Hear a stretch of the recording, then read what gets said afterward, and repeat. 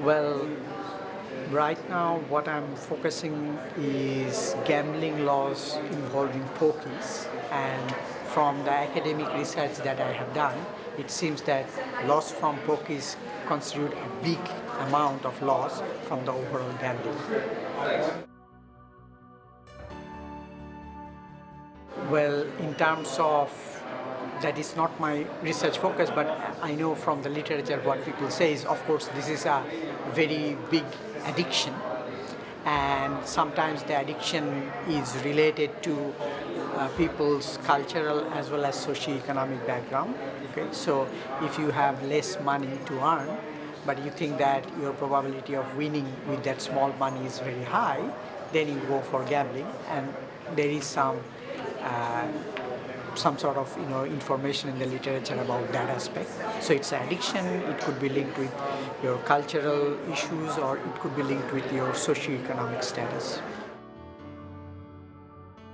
It could be people coming from low socio-economic background, and that is what I have been focusing on as a control variable in my research. So the issue is, if you think that people from low socio-economic backgrounds are going to have more propensity or more addiction, then people with higher income may not go there, right? So I use, in my empirical research, I use people's income at the household level as one of the controlling factor, and I find that if people's income rises, then there is less loss from gambling.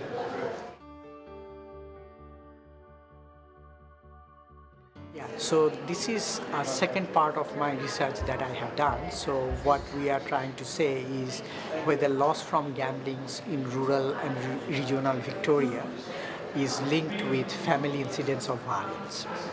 And my empirical research shows at this stage that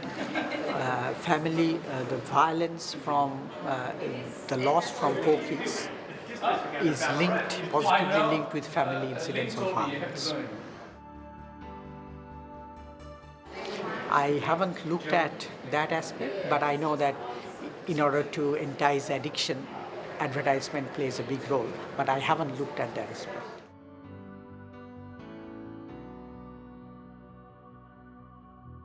Definitely, that's a part of prevention or mitigation mechanism.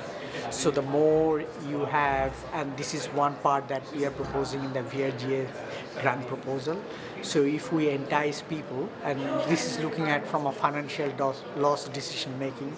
So if we could convince people that the amount of money that you're investing in gambling and the associated loss that you're going to get, the probability of winning is very, very low, but the probability of loss is very, very high.